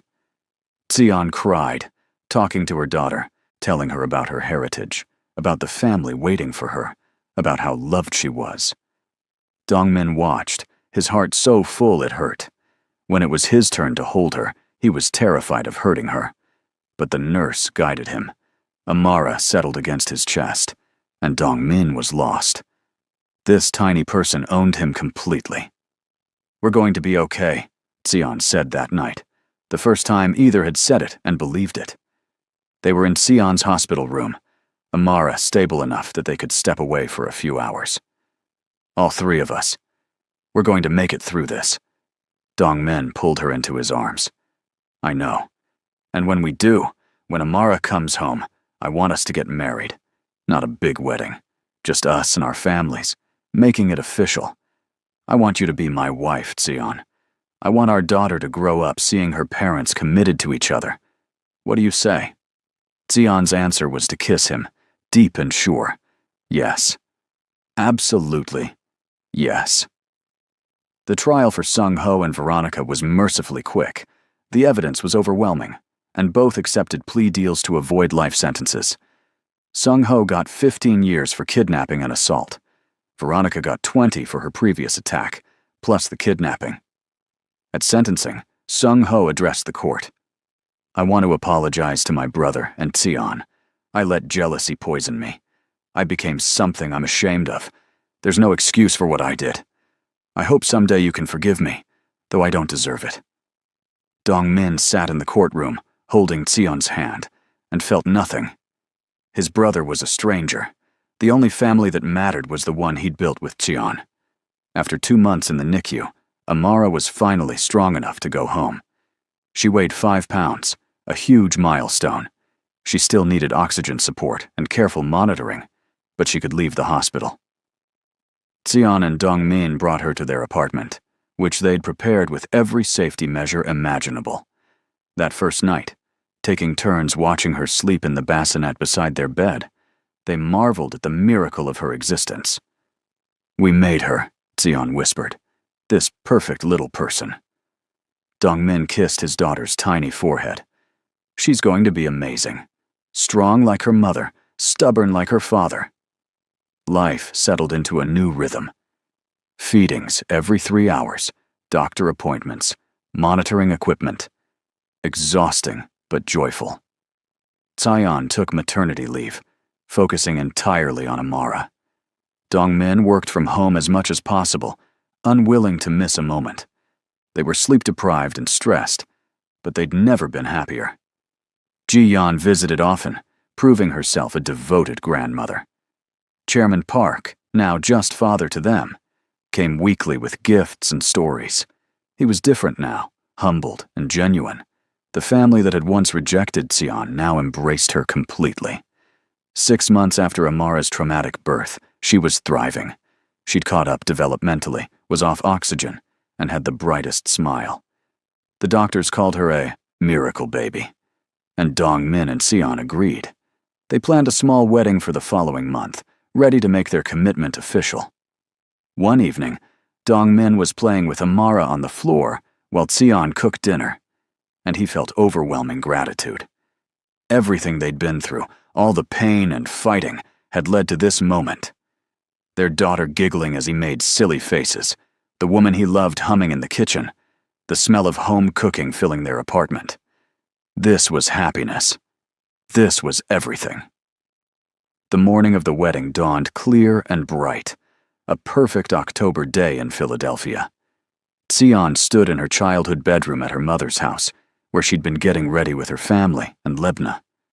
Her wedding dress was a blend of traditional Eritrean design and modern elegance, white silk with gold embroidery, reflecting both her heritage and her new life. Her mother fastened a traditional Habesha Kimi's necklace around her neck, tears in her eyes. "Your father would be so proud. You've built a beautiful life here, daughter, against all odds." Sion hugged her mama, careful not to wrinkle the dress. Her father had passed 2 years ago, but she felt his presence today. At the venue, a historic estate outside the city, Dongmin was equally nervous. He wore a traditional Korean hanbok for the ceremony, honoring his heritage, as Taezeon was honoring hers. His best friend from college, someone who'd remained loyal through all the family drama, stood beside him as best man. "You ready for this?" his friend asked. Dongmin smiled, thinking of Tseon and Amara. "I've been ready since the moment she walked into that gala. Everything else was just getting here." His mother appeared, adjusting his collar. "Your father wanted me to give you this." She handed him a letter. Dongmin opened it to find his father's blessing, written in careful script. The ceremony itself was beautiful and unique, blending Korean and Eritrean traditions. Tseon's uncle walked her down the aisle since her father couldn't, and when Dongmin saw her, he forgot how to breathe. She was stunning, radiant, everything he'd ever wanted. Their vows were personal and heartfelt. Tseon promised to stand beside him through every challenge, to build a life filled with love and laughter, to raise their daughter with strength and grace. Dongmin promised to honor her always, to see her as his equal in all things, to create a home where their family could thrive. When the officiant pronounced them husband and wife, their kiss was met with cheers and applause. The reception mixed both cultures beautifully. Korean barbecue stations stood alongside Eritrean injera and stews. Traditional music from both countries played. Guests from two different worlds mingled, united in celebrating this union. Chairman Park gave a speech that had people crying. "I almost destroyed what my son had found because I was afraid of change, afraid of losing control. But Tseon taught me that love doesn't diminish us, it expands us. She brought light into my son's life and gave us a granddaughter who has healed wounds I didn't know we had. I'm honored to call her my daughter." He raised his glass. "To Dongmin and Tseon, may your marriage be filled with the courage you've already shown." Ji-yeon carried Amara, who was now 9 months old, and happily babbling at everyone. The baby wore a tiny hanbok that matched her father's, and every guest took turns cooing over her. During the couple's first dance, Dongmin held Tseon close and whispered, "This is everything I never knew I needed. You, Amara, this life we've built. Thank you for not giving up on us." Tseon smiled against his chest. "Thank you for fighting for us when I was too scared to fight for myself. We make a good team, Mr. Park." He laughed. "We make a perfect team, Mrs. Park." Later, as the party continued, Tseon's mother pulled her aside. "I have something for you. Your grandmother gave it to me when I married your father, and now I pass it to you." She placed a delicate gold bracelet on Tseon's wrist. "This has been in our family for 4 generations. It represents the strength of the women who wore it, the love they built, the challenges they overcame. You've honored that tradition.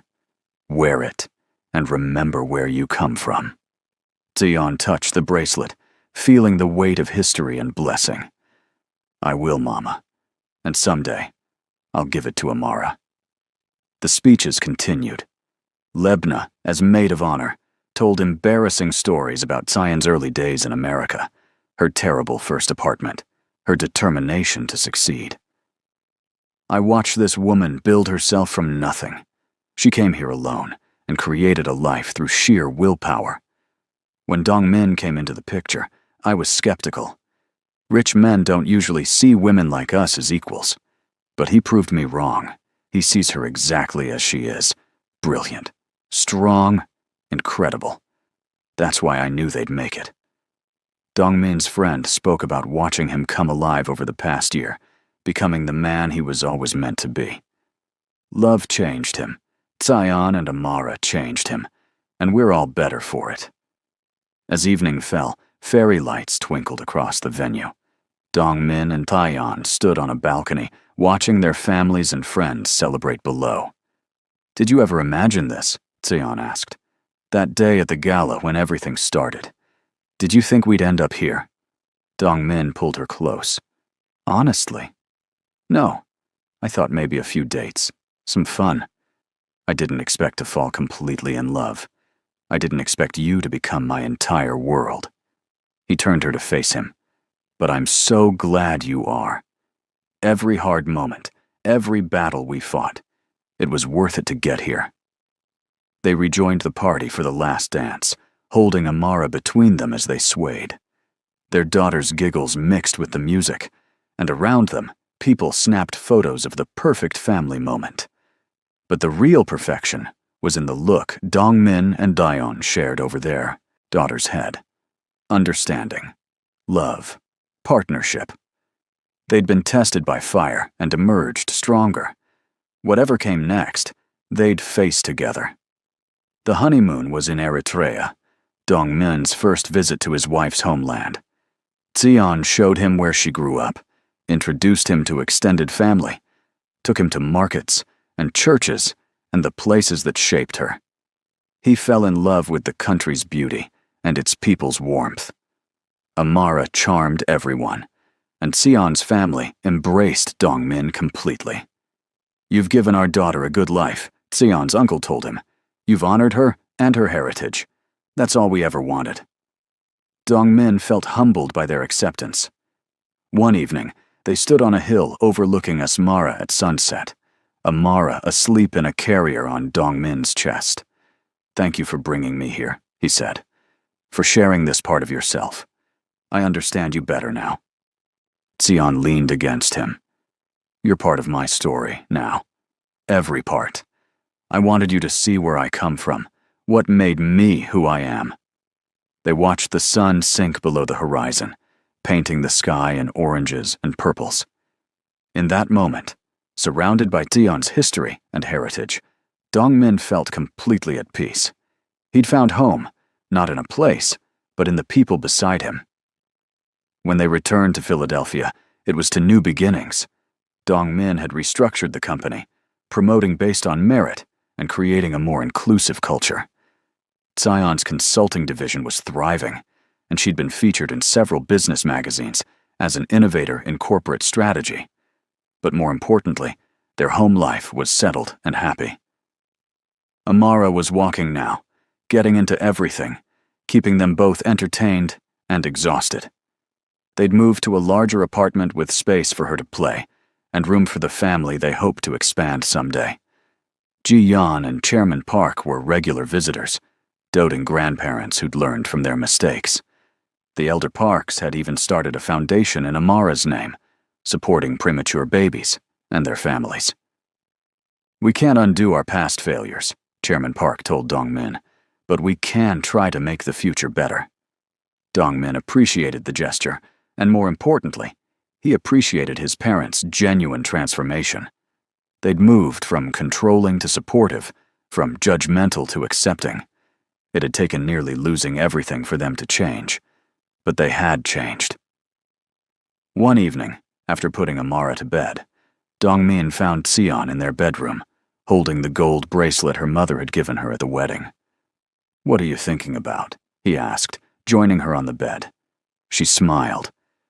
"About how far we've come, about how blessed we are, about how none of this would have happened if I hadn't walked into that gala, or if you hadn't actually seen me." She turned to him. "Do you ever think about that night? How everything could have gone differently?" Dongmin pulled her into his arms. "All the time. And every time I'm grateful it went the way it did." 2 years after the wedding, life had settled into a beautiful rhythm. Amara was 3 years old, bright and curious, speaking a mix of English, Korean, and Tigrinya that delighted everyone. Xian was pregnant again, this time with a healthy, full-term pregnancy that had none of the drama of the first. They'd found out they were having a boy, and Amara was excited about becoming a big sister. "I teach him everything," she declared with complete confidence. Dongmin and Xian exchanged amused glances. Their daughter had inherited her mother's determination and her father's stubbornness in equal measure. The company continued to thrive under Dongmin's leadership.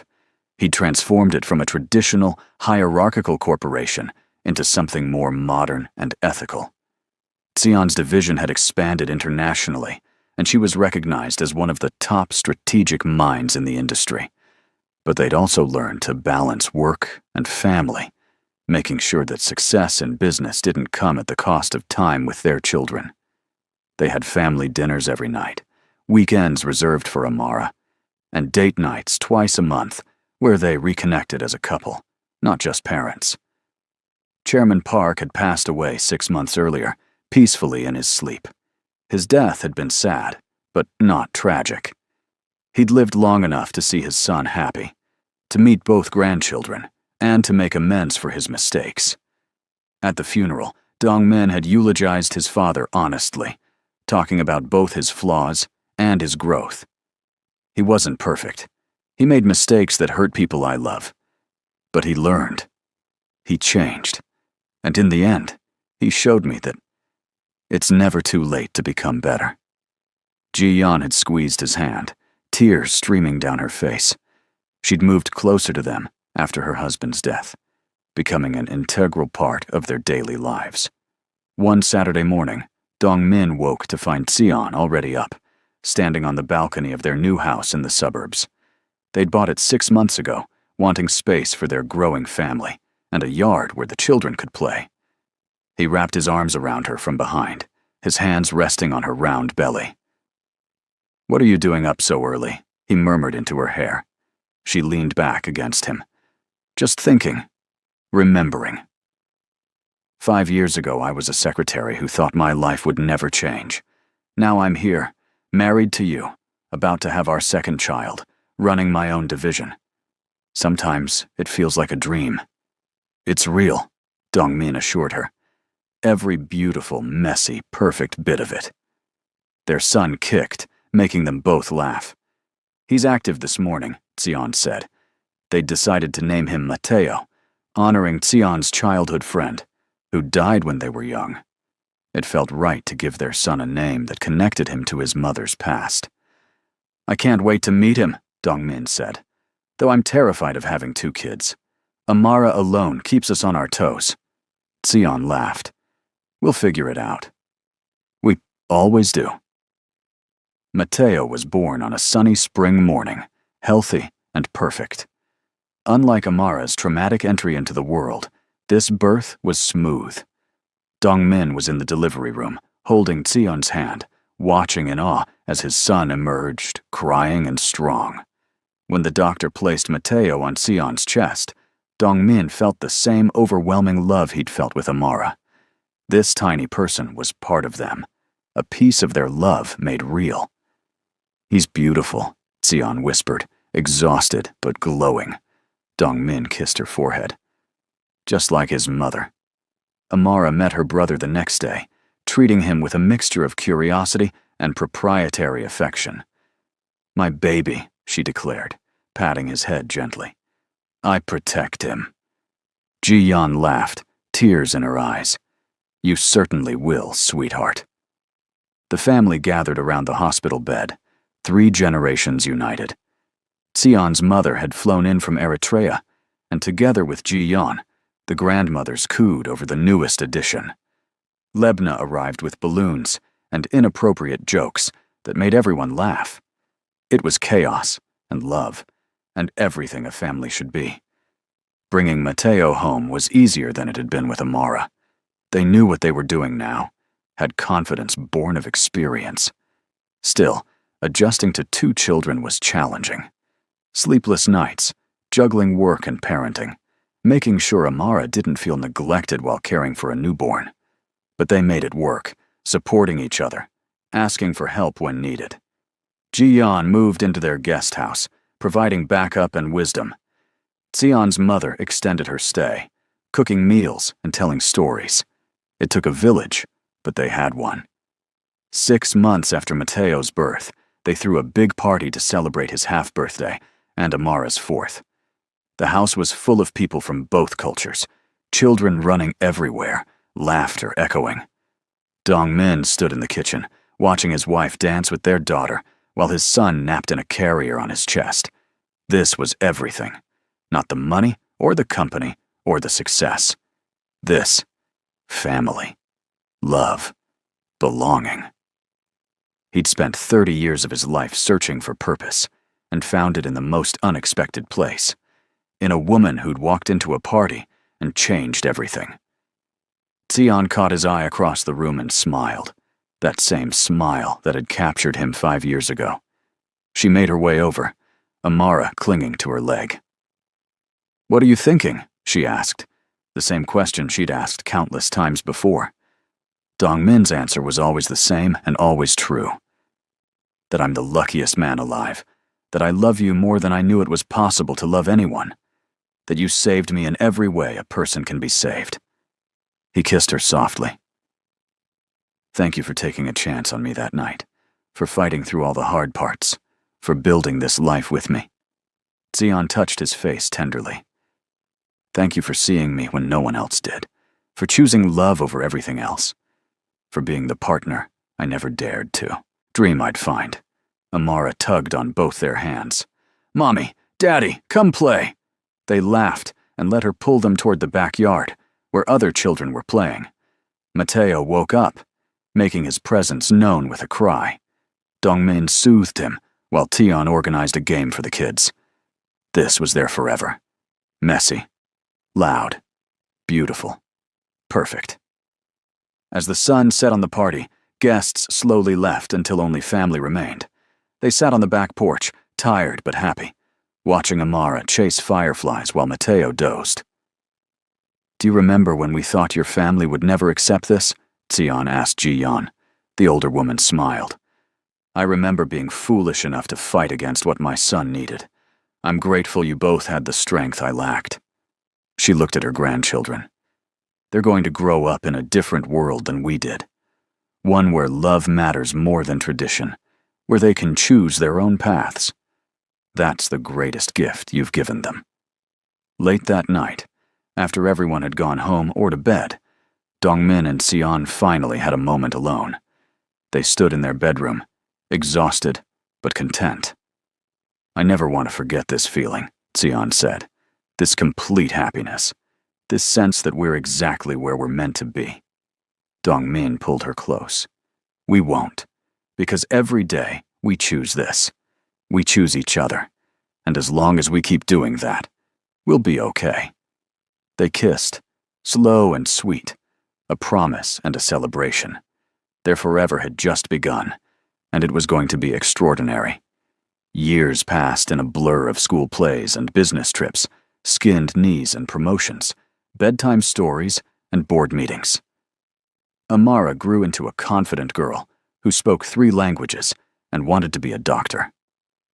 Mateo was quieter, but equally determined, fascinated by building and creating.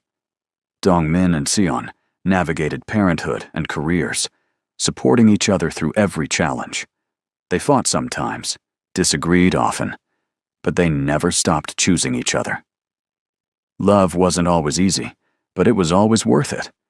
On their 10th anniversary, they renewed their vows in a small ceremony with just family. Amara and Mateo stood with them, holding rings. "You taught us what love looks like," Dongmin told his children. "Not perfect or easy, but real and lasting. Your mother and I, we come from different worlds, but we built our own world together, and you're the best parts of it." Sion added, "Love means fighting for each other, especially when it's hard. Remember that." The kids nodded solemnly, not quite understanding but feeling the importance of the moment. Sion had published a book about her journey, From Invisible to Invaluable, Building a Life Against the Odds. It had become a bestseller, inspiring women around the world. She spoke at conferences, mentored young professionals, and used her platform to advocate for immigrants and outsiders trying to make their way. Dongmin was incredibly proud, watching her shine. "You're changing lives," he told her, after one particularly moving speech. She smiled. "I'm just sharing what I learned. That you belong wherever you decide to belong. That your worth isn't determined by others' acceptance. That love and determination can overcome almost anything." Dongmin had his own successes. The company had tripled in value under his leadership, but more importantly, it had become known for ethical practices and employee support. He'd created programs for work-life balance, diversity initiatives, and community investment. Business magazines wrote about his innovative approach, but what mattered most to Dongmin was the culture he'd built. People were happy working there. They felt valued. That was the real success. One evening, watching his children play in the backyard while Xian worked on her laptop beside him, Dongmin reflected on the journey that had brought them here.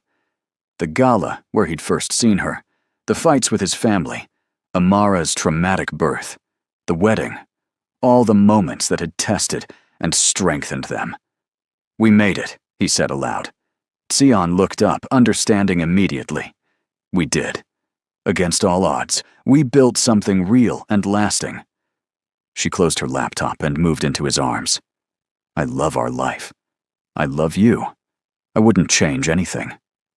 Their story wasn't unique, but it was theirs. Two people from different worlds who found each other and refused to let go, despite every obstacle. They'd built a family, a home, a legacy. Their children would grow up knowing that love transcended borders and cultures, that determination could overcome prejudice. That family was what you made it. Dongmin and Xian's forever was just beginning, but it was already beautiful, filled with laughter and challenges, growth and joy, and most importantly, love that would never fade. As the sun set on another day, painting the sky in brilliant colors, Dongmin pulled Xian close and whispered, "Here's to forever, my love. To every day we get to choose each other." Xian smiled against his chest, listening to his heartbeat, feeling completely at peace. "To forever," she echoed. And in that moment, surrounded by the life they'd built, the children they'd raised, and the love they'd fought for, forever felt absolutely perfect. Thank you so much for joining us on Dongmin and Xian's incredible journey. If you enjoyed this story, please subscribe to our channel and hit that notification bell so you never miss our next romance tale. Drop a comment below telling us what you loved most about their story and where you're watching from. We love hearing from our viewers around the world.